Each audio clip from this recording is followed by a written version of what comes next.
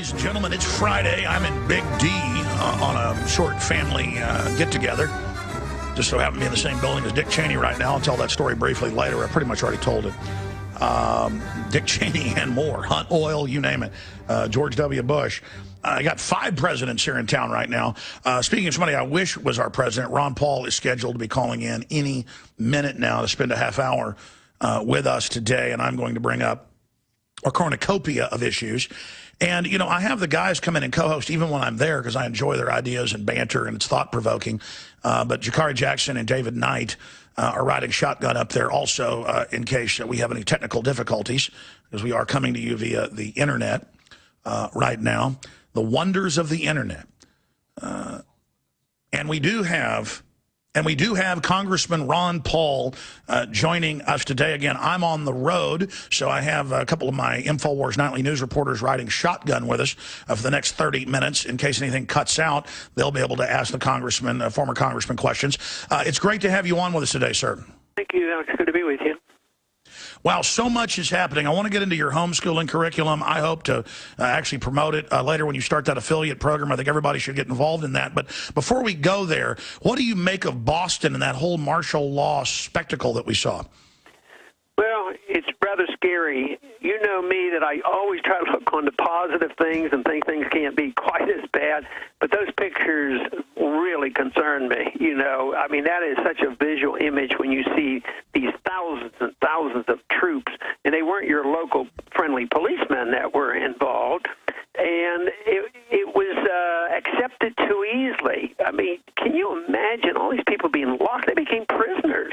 And then the police, the military police, were allowed to march into any house anytime without a search warrant. It was martial law, you know. So I think it was very, very scary. Let's just hope it wakes up some people. But unfortunately, you still hear those, well, the government has to do something to make us safe. And I think that's where the big disconnect is what is the purpose of government? Is it to give us perfect safety and perfect economic security, or is it there to allow us to run our own lives and protect our liberties? I want to expand on that because we're going to break here in a moment. This is our short segment. Again, former Congressman and Dr. Ron Paul joins us, very active in the defense of liberty. I want to expand again in the next segment on the Boston issue because some stations join us then, and I want to get your full take on that. But, I mean, clearly any excuse the power structure has to grab power, they do it. And it seems that appetite is getting more and more intense. Why do you think that's happening? Well, the problems are getting bigger. They say that Congress isn't doing a job because they're broke, but it's the whole system that's broke. We're financially broke. But those individuals in Washington, their mentality is different than so many of people outside of Washington, because they've told me personally that they need to take care of people and they need to regulate people's lives because we can't trust it to themselves because they may hurt themselves or they may not take care of themselves. And I've asked them, I said, why is that the case? Well, they're too stupid and inferring we, the politicians, know what is best. I mean, that is a mental status that they have and they cling to. And then they don't do like, I'm Hitler and I'm going to take over, I'm going to take away liberties. I'm doing the Lord's work. I care about people. You've heard the liberals say that they care about people. We don't. But, of course, if you really care about people, you'll protect liberty, and there'll be more production and more people taken care of instead of special interests taking over control of our government and the wrong people benefiting. But anyway, that's the mess that we have. It's continuing, so every time there's an opportunity, they think, well, if I enhance my power, I can do more good for the world. Although there's sinister reasons for us to be going about around the world, most of the people are complacent, and they just go along to get along, and they think, well, we got to go help those people. We got to get rid of that. Absolutely, Congressman. Ron Paul's our guest. I want to expand and flesh that out when we come back because that is so central. Please stay with us. Ron Paul joins us. I'm Darren McBreen, and these are some of the new items that are available now at InfoWarsShop.com. Alert the public to Obama's blatant abuse of power with the new Obama t-shirt. Obama's Joker face on the front and come and take it on the back. It's time to publicly call him out for what he is, a tyrant. Defend the Second Amendment with our top seller Come and Take It t-shirts. And look at that, women's cut tank tops and t-shirts now available. Nice hat. Plus the Don't Tread on Me flag. And now you can become a micro distributor of the InfoWars magazine. Plus, get your own copy delivered right to your door each and every month. And if you're tired like I am of you and your family being exposed to polluted drinking water, get the ProOne high-performance water filter. It gets rid of all pathogenic bacteria, cyst, fluoride, heavy metals, and numerous other contaminants. So join the revolution at InfoWarsShop.com.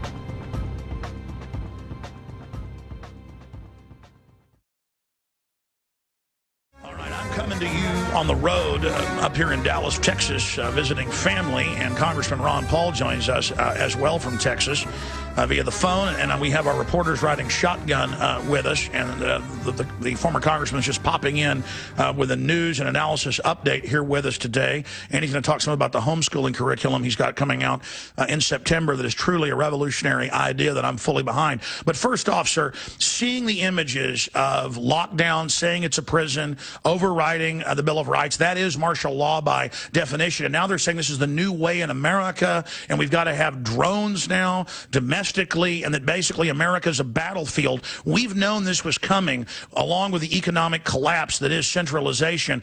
What can you say about what Americans can do to reverse this, and your take on what you saw in Boston, former Congressman Ron Paul? Well, I think what Boston has told me is a bigger issue and more difficult to reverse than I might have hoped. I'm always hopeful. I always want to be positive. I get a lot of people who understand and should do it. But to overcome the power of the Department of Homeland Security, I mean, it looks like they're going to have all the guns. At least they want to have all the guns. They're buying up all the ammunition, but of course they said they would never use it against American citizens. What in thunder are they doing? Then when you witness what went on in Boston, I mean, if this is not martial law, I don't know what martial law is going to look like. But the Constitution has been trampled. The American people have to stand up any way they know how to do it, by spreading messages, reading, studying, getting involved in politics. Ultimately, though, it's education. People have to understand why liberty provides the answers for us. But we have been conditioned probably for 30 or 40 years, and you hear it all the time from the president. Their job is to make us safe. One, the liberals say, we want to make you economically safe and secure, and nobody falls through the cracks, and we're going to take care of everybody. But then others say we want to make you physically safe, and governments aren't supposed to do that. Governments are supposed to protect our liberties. Once they decide they're going to make us safe, economically and physically safe, they can only do this by taking away our liberties, and that's where we are. We seek safety rather than liberty, and we were warned about it, and I think we need to re-warn the American people, and they have to know what the goals are in order to establish their priorities. Again, Dr. Ron Paul joins us. You talk about the bullets. You know, we broke that story. Drudge Report forced it into the mainstream media, and they said we're not buying bullets. And then they said, okay, we bought $1 billion. Now it's $2 billion. And then they come out and say, it's a hoax that we're buying bullets, but we did buy bullets. So their lies, their denials have gotten like schizophrenic, where you're reading a headline and they testify, this is a hoax, but we did buy the bullets.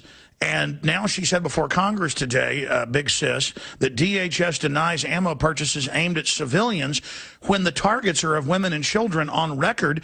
And the Army manuals say they're training to take on domestic groups. That first document we got 4 years ago said Ron Paul, veterans, gun owners, libertarians, conservatives, Aaron Russo, film owners. I mean, just bizarre. And now all that is mainlined. So what do you say about the intensified lying, or do you disagree? Or are they they not intensifying their lies? Well, you know, they have the major medias on their side, so they paint us as paranoid.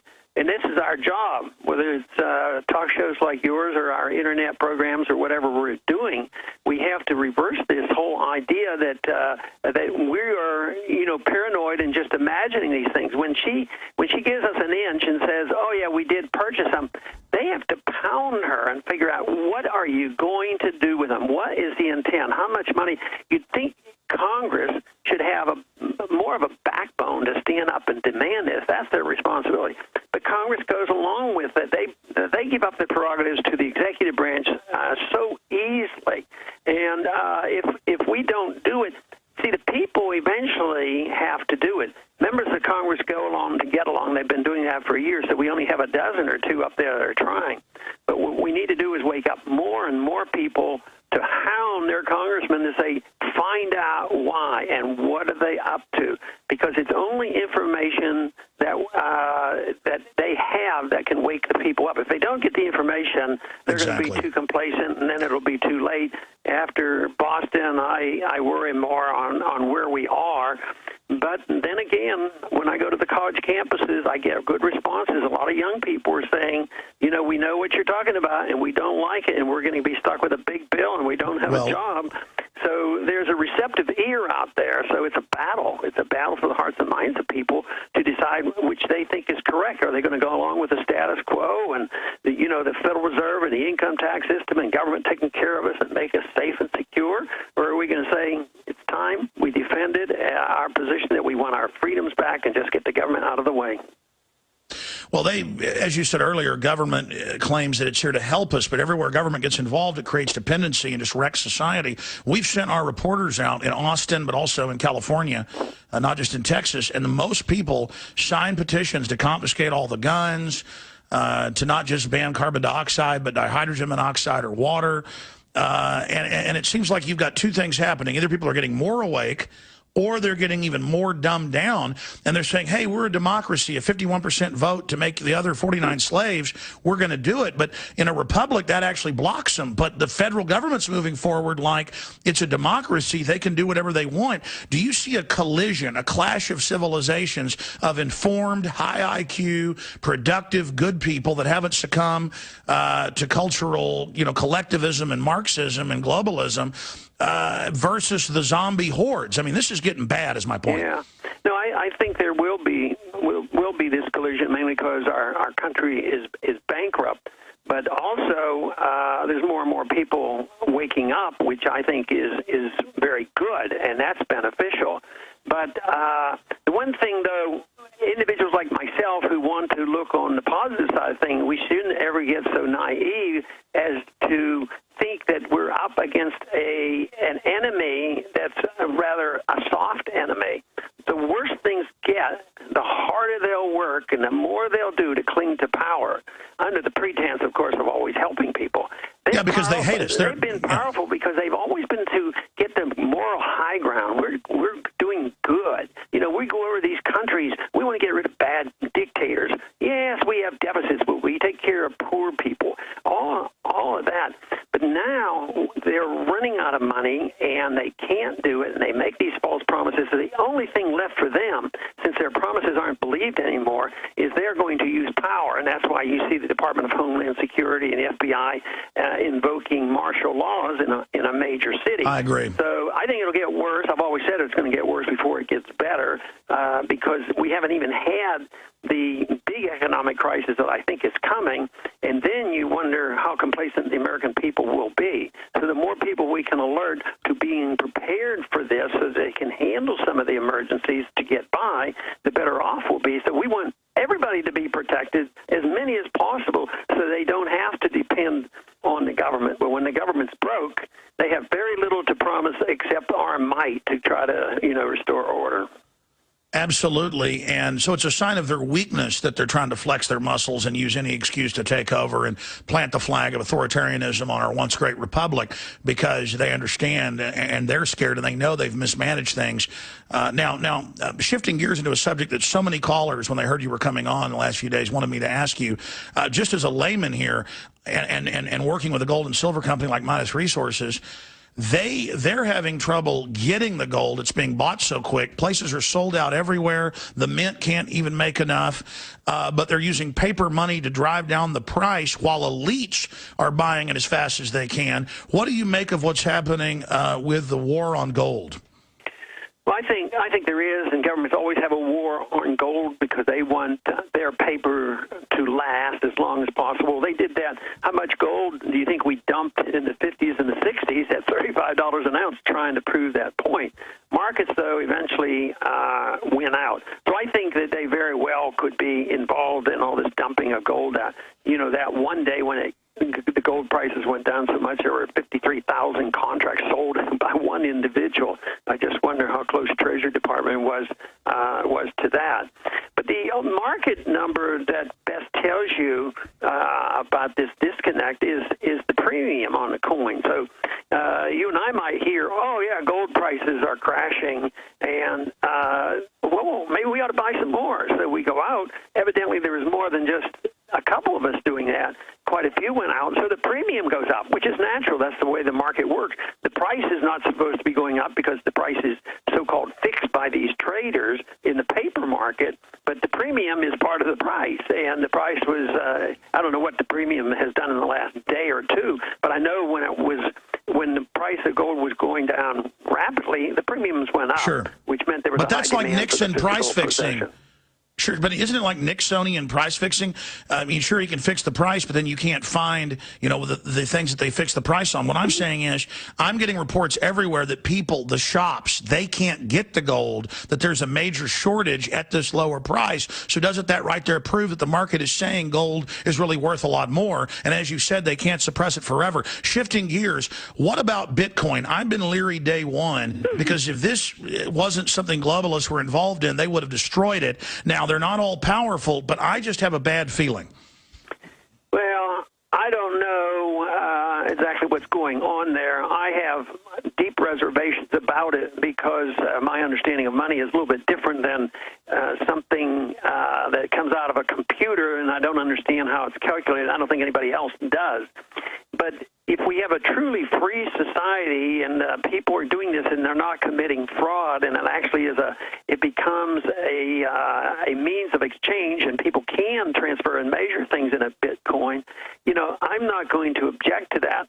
But I don't think that is the answer. I think money has to be something that has been established in the marketplace, and there's been a pretty good test on gold and silver, like thousands of years. So I'm very reluctant to get involved in even the Bitcoin. It's going to be when you make a sale or a purchase in Bitcoin, you have to, do the mathematical change and figure, how many dollars am I getting for this? But I hope it's a method where they're challenging, because that's been one of my positions, is that if we would just have a legal competition with the Federal Reserve in place, this would be helpful. But I'm thinking more along the lines of somebody who's out there using gold and silver as legal tender, as advocated under the Constitution. But you know what happens to people who do that? You can go to prison for that. You're called a counterfeiter. But the Federal Reserve should be the ones that be held responsible for counterfeiting. All right, I want to get into homeschooling and then let you get out of here. But last question before we get to that. I want to bring up Boston again, because the government locked down the city and then couldn't find the guy. And then as soon as they lifted the lockdown, which is totally illegal, then a citizen smoking a cigarette out back his house saw the guy was in the boat. I mean, this, not only did it not protect us, it's totally unconstitutional, but it's just all a giant fraud. What would you do? Down there where you live in South Texas on the coast, if they said, don't come out of your house today or we'll arrest you, or what would you do if you drove up and they had your family with hands up? I mean, this is a big deal. They need to get in trouble. Do you have any ideas, as a constitutionalist and a pretty smart guy, how we could take action against this precedent-setting garbage? That's a tough one, because they're the ones who are using violence illegally against the people. And to resist it, of course, that's armed conflict, and it's how much of a stomach do you have for the confrontation. But what we have to do is intellectually argue against and expose those people who have these lockdowns and having martial law declared. because 3 people were killed, which was tragic. But what about every night? I think every day there's about 48 murders every day. Sometimes on a weekend there'll be 10 in one city. They never lock down a city. So Exactly. This is unprecedented, very, very dangerous, and we have to expose them every chance we get. Sure. I mean, they've had lone gunmen out all the time. You don't lock down a whole city. If they said, hey, please stay in your homes in this block, we think he's in one of your houses, that would be, you know, kind of a probable cause, at least, you know, something, reasonable suspicion. But, I mean, just you're all locked in your house, and now we're going to aim guns at you. I mean, little kids in yards, they aim guns at them. I can't wait to get you on in September, because this is a revolutionary idea to get out of the government training camp. Spend a few minutes, sir, in the time we've got left here, telling us the best websites to visit, where we should go to find out about this. Hopefully you'll get your site back soon, ronpaul.com. But what are the best sites to visit, and why have you launched this homeschooling initiative? Of course, homeschooling is something I've been very sympathetic with for many, many years, more so every year, because I think the public educational system is deteriorating. I've talked about it before, but in Congress you can't really do a whole lot. Even 20, 30 years ago, I've often thought to myself, you know, it'd be neat to have a school when I'm out of Congress, but I always thought about brick-and-mortar school. But technology has changed, and all of a sudden, you know, there's a much bigger opportunity to have more students at a much cheaper price, have good education, have it, you know, where it's not very expensive. So I've had some help with this. Tom Woods and Gary North have been working with me on this, and they are great at teaching. And we're going to have math courses and science and history and English. And also, you know, the first six grades is going to be free. You can go and get on there after September and get education for 6th grades for free. And then the later grades, there will be tuition charges. But the one other unique thing that we've come up with on this, where it's different, there are a lot of homeschooling programs, and they're not, you know, a lot of them are very decent, all but ours will be somewhat unique. But there's going to be a lot of interplay between students and self-teaching, and also it means that the cost will go down, because we're not going to have people buying books. They can if they want, but we want to keep the cost down. So if we have a course on the Constitution, it's going to be done by reading the Constitution and the Federalist Papers, and then having a teacher giving a lecture, and then the students writing. So it would be a little bit different approach. We think we can give everybody a better education at a much better price than anything that's out there right now. And, again, what are the best sites other than Campaign for Liberty for people to visit now to find everything Ron Paul? In particular, it's ronpaulcurriculum.com, and there's a preliminary course you can sign up for $25 to help you get into preparing for high school. But the curriculum really gets started in September. But there is a web page now, and it gives you some information, and it will keep you up to date on. There's a question and answer section on there where people call in. Sure, my wife did it. We printed it off. It's excellent. Well, let me just say this, then I'll let you get out of here because you've got to go. When I first talked to you before you went live on air, we were talking about, promoting it and how important it is, and you were talking about how it's free for people through the first 6 grades, and then almost apologizing for selling it. Listen, we have gotten the Liberty Movement to fund each other and to vote with our dollars, and we'll take the economy back, as you know, through markets. It's time. The media attacks us, the establishment that lives off our tax money and corporate welfare, that you sell a book or I sell a film. Ladies and gentlemen, you either spend your money with websites like drudgereport.com, clicking on the sponsors, Ron Paul's sites, my sites. You spread the word about us or we're done. Okay, this is war bonds. Ron Paul, he lives in a modest house, can sail off into the sunset. He's at 76 years old or whatever it is, fighting every day because he has a passion for liberty against the authoritarians. And this is a revolutionary act, taking our kids back from these scum. So, sir, I'm going to get behind your curriculum, and I salute you. When it comes out in September, everybody should buy it and give it to their family members if they won't buy it. Everybody should support this 110%, Congressman. Wonderful. It's good being with you today. Thank you so much. We'll talk to you soon. Thank you. All right, there he goes, ladies and gentlemen. I mean, it's bottom line. Bottom line. I'm ready to die for freedom, okay? I'm in the globalist face saying, I want you going down 110%. I'll tell you why I liked Oblivion so much, because that's what it's all about, that archetype of giving your life up for liberty. And I don't want to die. But you know what? I love liberty so much, I'm not afraid of them, even though I know how horrible they are. I know the things they could do. Every time I look at my children and know they could come after them, and they've threatened my family, I just look at them and I commit. And, you know, I'm a slob on air half the time. I'm burnt out, ladies and gentlemen. I cannot unplug. I dream about this stuff. I can't play outside with my kids or go fishing. All I'm thinking about is news and the New World Order. And then I do so much research, I get on air and can't even talk about it all because I just know too much. I mean, it's like the Gnarls Barkley song. I want to come back out of break with that, with our guests, because it's you know, I'm not crazy because I didn't know enough. It's because I knew too much. And I just was talking to Ron Paul during the break, and he's like, and yeah, you know, we're selling it because, you know, we have to pay for it and everything. And I was like, man, don't apologize that you're selling it. I mean, the globalists have taken over and control the issuance of currency and credit. Okay, we're doing this because we love liberty and want to be free. And then they create this idea, like he said, that they have the moral authority. They can sell stuff. They can make us give them our money to then use against us, and that's moral. And then Alex Jones, you know, whenever I had the Austin police chief in, he's like, oh, Alex Jones is selling stuff. Alex Jones has got a 50 caliber rifle. Yeah. And I'll sell my house and the little bit of real estate I've got and all my guns if I ever have to keep InfoWars.com going. I will live in a rat-infested trailer before I ever stop spending my money on fighting the New World Order. But yeah, I like nice things. I like being comfortable. But that's not my God. You see, my God is liberty and is life and is freedom. That's why I take the money you give us by buying the great products we promote and hire more reporters and get better equipment and I'm building studios. I have a dream to bring these people down. I'm a builder. I want to build things. I want to construct things. I want to build an architecture of freedom. I want to lead the way out of this with you right beside me and in front of me and behind me. I have a dream of liberty. I have a dream of freedom. I have a dream of my children not being slaves. And I am sick of the globalists having the moral high ground while they use our tax money against us that we're not supposed to sell stuff.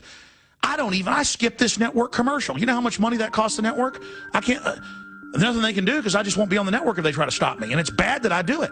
I don't even plug products here on air like I should. Buy everything at InfoWars.com, InfoWarsStore.com. Buy the water filters, buy the seeds, buy the T-shirts, buy the videos. It's all about warfare against evil, warfare against death. We're about life, period. We're about life, period. That's what we stand for. I have a dream. Life, enlightenment, liberty, freedom. Visit InfoWars.com and PrisonPlanet.com. When you're on the site, you can also tune in 24 hours a day to my daily radio broadcast. There's also a free iPhone app to listen to the syndicated radio show when and where you want.